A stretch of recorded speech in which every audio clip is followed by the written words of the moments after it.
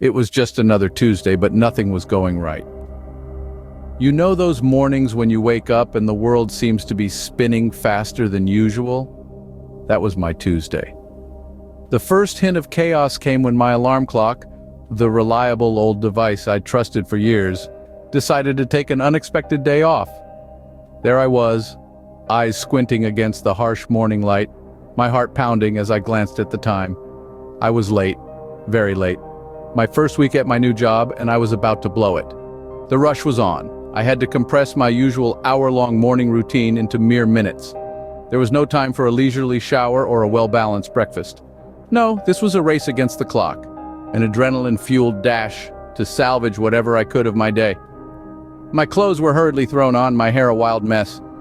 I barely had time to brush my teeth before I was out the door, my half-eaten toast still warm on the kitchen counter. I could still taste the bitter remnants of hastily gulped-down coffee as I sprinted towards the bus stop. But the universe wasn't done with me yet. The bus, my last hope of making it on time, was nowhere in sight. When it finally arrived, it was packed to the brim, a sardine tin on wheels.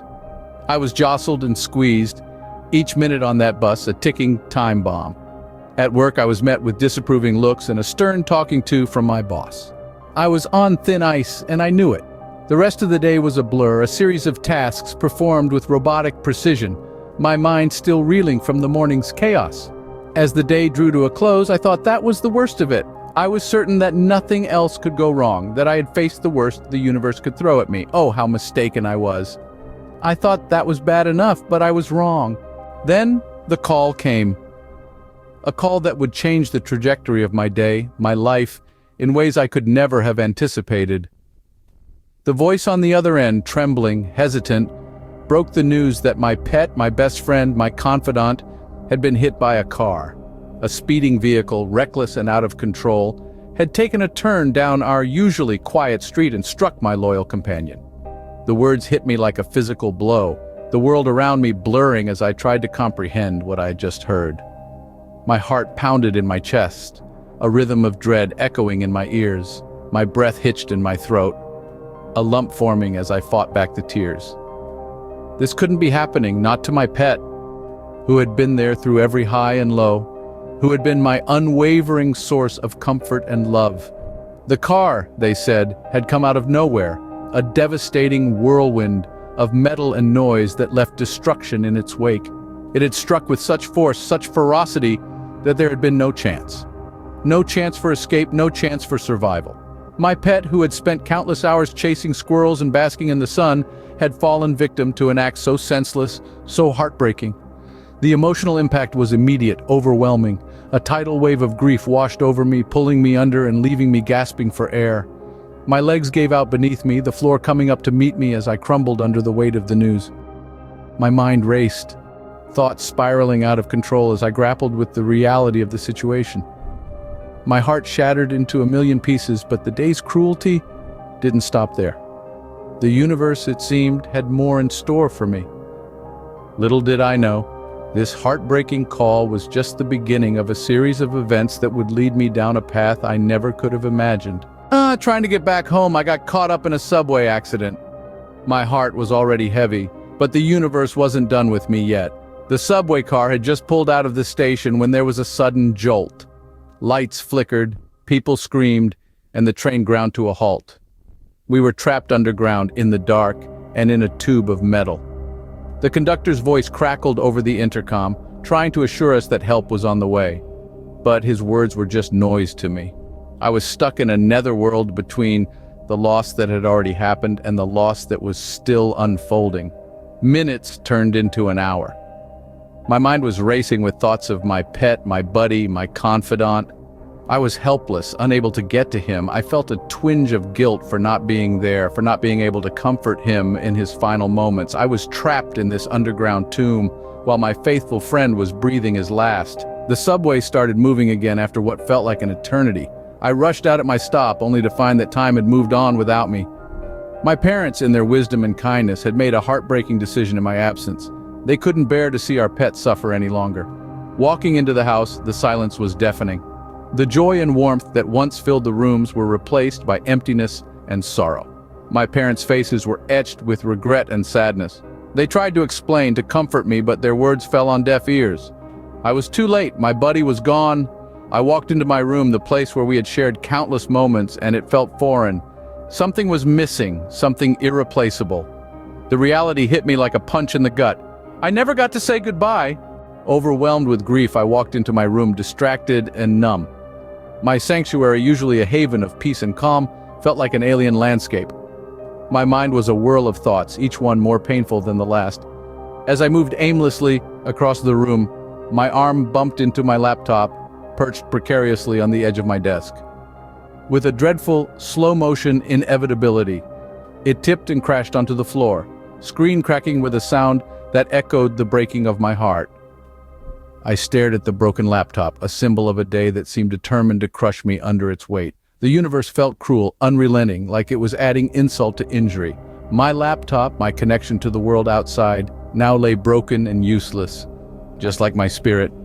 And just when I thought I couldn't take any more, as I lay on my bed trying to escape the harshness of reality, something unbelievable happened. I was caught in a whirlwind of emotion, my heart heavy with grief, my mind spinning with the day's misfortunes. I'd closed my eyes, seeking refuge in the darkness, when an odd sensation stirred me from my thoughts. The room around me seemed to be alive, vibrating with an energy I couldn't comprehend. There was a distinct hum in the air, like a tuning fork that had been struck and was resonating with an unseen force. The atmosphere, once my sanctuary, was now pulsating with a force unseen and unknown. Then something truly extraordinary occurred. The air in the room began to shimmer like a desert mirage dancing in the midday sun. It was a spectacle beyond belief, a surreal ballet of light and shadow that unfolded before my very eyes.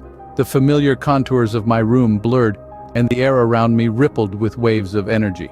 The shimmer was not merely a visual spectacle, it was a physical sensation, a pulsating energy that I could feel resonating in my very core. The shimmering air was captivating, enchanting, and terrifying all at once. It was as if the laws of the universe had been temporarily suspended, replaced by a new set of rules that defied logic and reason. It was a moment of pure wonder, a tantalizing glimpse into the unknown. This was not an illusion or a trick of the light. This was something beyond the realm of everyday life, something that defied all logic and comprehension. It was a moment that challenged everything I thought I knew about the world and my place in it. I could feel in my bones that I was on the brink of something extraordinary, something that would forever change my perspective. And in that shimmering air, I felt a strange sense of calm wash over me. Amidst the chaos and heartbreak of the day, I found solace in the unknown, comfort in the extraordinary. I was drawn to this shimmering spectacle, this gateway to the unknown, and rather than fear it, I embraced it. I knew then that I was about to embark on a journey beyond my wildest imagination. That was the moment my extraordinary journey began. It was a gateway to something beyond my wildest imagination. I took the leap, stepping into the shimmering air, and found myself in a place that defied everything I knew about reality. It was as though I'd been thrust into a vivid dream, where the laws of physics were merely suggestions. In this parallel universe, the sky was a swirling kaleidoscope of colors, unlike anything I had ever seen. The ground beneath my feet was soft, like walking on a cloud, yet it held me up with an unyielding strength. Trees towered above me, their leaves shimmering with a metallic sheen, and rivers flowed with a liquid that glowed like liquid gold under the multi-hued sky. The air was different here too. It was lighter, purer, and filled with an energy that made me feel invigorated, as if I'd just woken up from the best sleep of my life. I could hear the faint hum of energy, a gentle vibration that seemed to pulse with the rhythm of this new world. As I wandered through this awe-inspiring landscape, I couldn't help but feel a sense of wonder and peace. It was so different from my own world, yet there was something oddly familiar about it. Perhaps it was the way the colors danced in the sky, or the way the energy hummed around me. Or maybe it was just the sense of calm that washed over me, a stark contrast to the turmoil I'd left behind. Slowly, the realization dawned on me. This wasn't just a dream or a hallucination. I was in a parallel universe. The idea was almost too much to comprehend, but as I stood there amidst the swirling colors and the pulsating energy, I knew it was true. I had stepped into a world that existed alongside my own, yet was entirely different. This was a parallel universe, a place beyond anything I could have ever imagined. It was a world of wonder and possibilities, a testament to the infinite complexities of existence.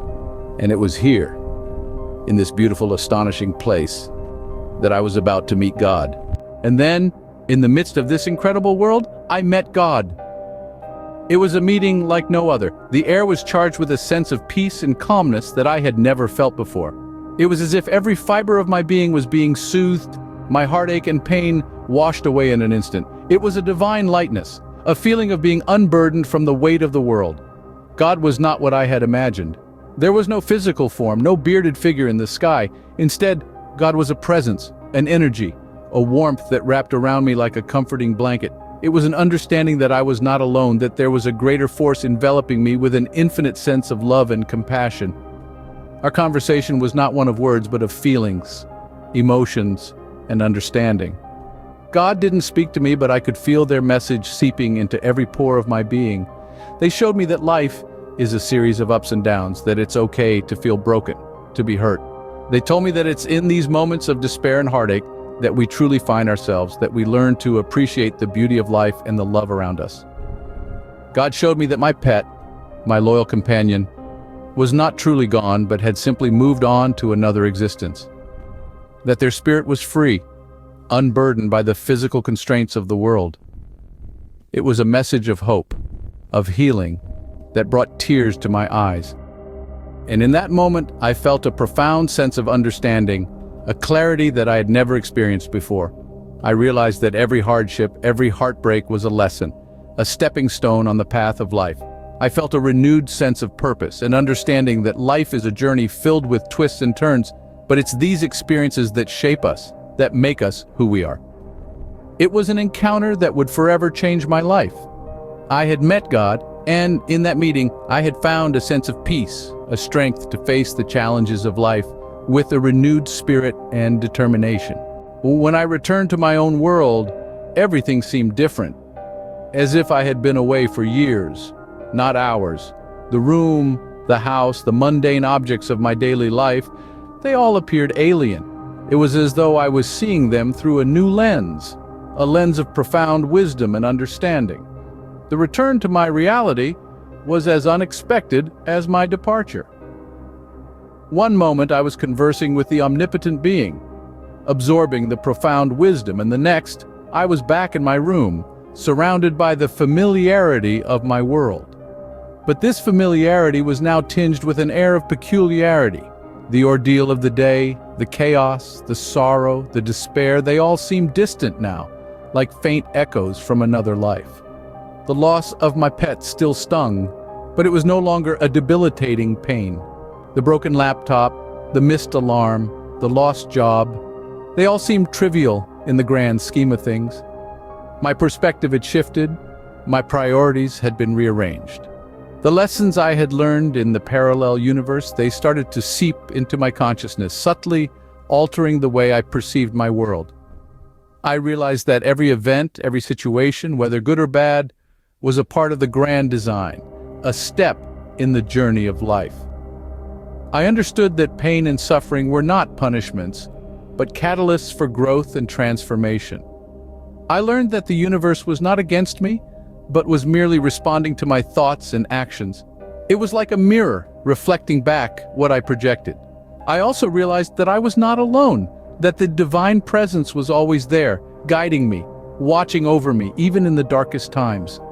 And so, my return was not just a physical journey back to my world, but a metaphorical journey towards a new understanding, a new perspective, a new way of life. It was a day that started with chaos and sorrow, but ended with an extraordinary journey that forever changed my perspective.